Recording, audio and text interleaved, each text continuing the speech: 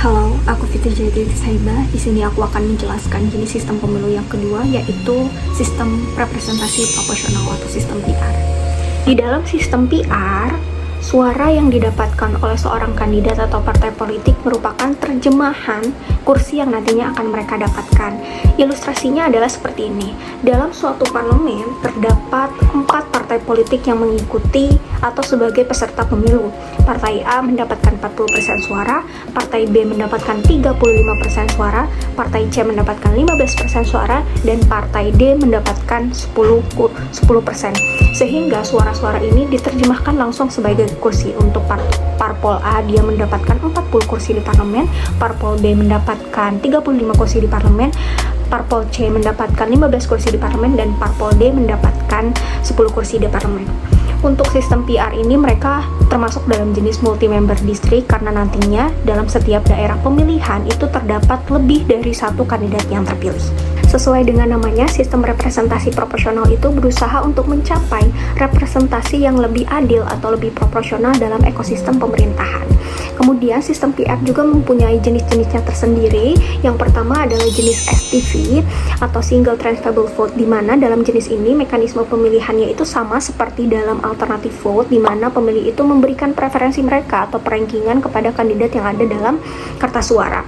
Kemudian setelah itu, yang membedakan adalah proses alokasi kursi dan distribusi suara yang sangat kompleks dalam STV ini. Untuk ilustrasi sederhana seperti ini, setelah akumulasi suara sudah selesai atau pencoblosan sudah selesai, maka haruslah ditentukan yang namanya kuota drop. Kuota drop ini digunakan untuk melihat atau menghitung berapa banyak sih suara yang harus didapatkan oleh satu kandidat untuk mendapatkan satu kursi. Ini merupakan rumusnya. Kemudian ketika ada kandidat yang suaranya melebihi dari kuota tersebut, maka surplus suaranya atau sisa suaranya tersebut akan dialokasikan kepada kandidat yang menjadi preferensi pemilih selanjutnya. Kemudian, namun ketika tidak ada kandidat manapun yang mencapai kuota drop tersebut, maka harus ada yang dieliminasi, yaitu kandidat yang memiliki suara paling kecil. Kemudian suara itu didistribusikan kepada preferensi selanjutnya dari pemilih. Yang kedua itu adalah sistem list PR atau sistem daftar.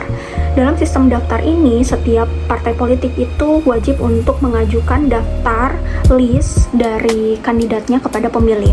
Nah, untuk list PR ini juga dibagi menjadi dua, ada yang sifatnya itu terbuka dan ada yang sifatnya tertutup. Untuk yang sifatnya terbuka itu pemilih bisa ikut andil langsung untuk memilih siapa sih yang sebenarnya harus kandidat yang diprioritaskan oleh partai politik. Sehingga daftar kandidat yang terpilih itu ditentukan oleh suara pemilih. Nah, sedangkan dalam sistem tertutup itu kita hanya memilih partai politik karena partai politik itu sudah membentuk listnya sendiri, list kandidatnya sendiri, sehingga yang nantinya terpilih itu list yang sudah diajukan oleh partai dan kita tidak memiliki andil lebih dalam menentukan kandidat yang harusnya diprioritaskan. Keuntungan bagi negara-negara yang mengadopsi sistem PR ini.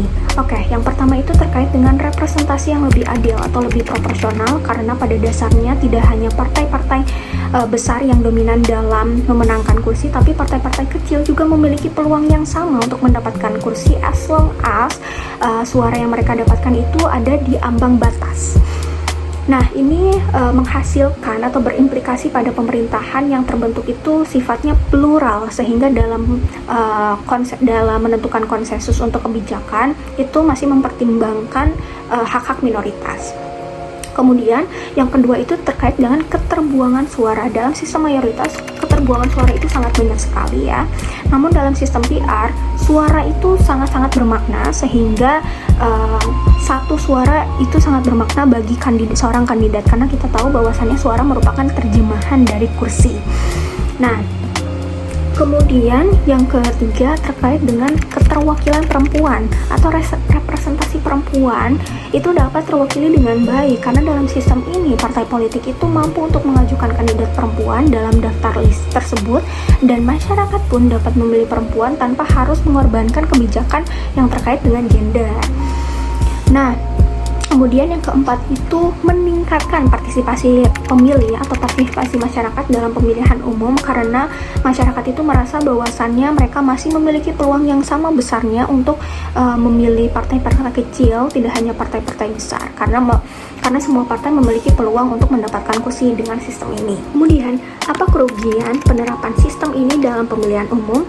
Yang pertama terkait dengan kompleksitas dari sistem ini, terutama sulit dimengerti oleh para masyarakat, karena dari proses akumulasi suara, distribusi suara, serta alokasi kursi itu memerlukan banyak sekali formula perhitungan dan harus menentukan formula perhitungan yang sesuai. Nah, ini berimplikasi pada kurangnya transparansi karena masyarakat tidak mengerti caranya mengawasi dengan baik. Kemudian, yang kedua itu cenderung menghasilkan pemerintahan yang kurang stabil karena terfragmentasi.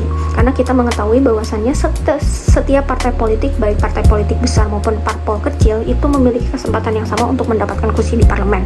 Oleh karena itu, akan menghasilkan koalisi yang berimplikasi pada sulitnya untuk mencapai konsensus dari ketika membuat rancangan suatu kebijakan.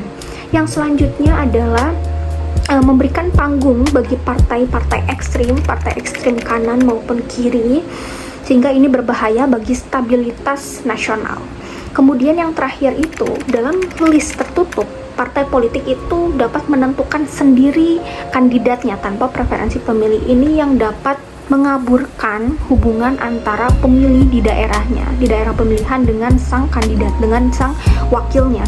Ini dapat mengurangi tanggung jawab sang wakil terhadap pemilih, sehingga mereka lebih bertanggung jawab kepada partai politik.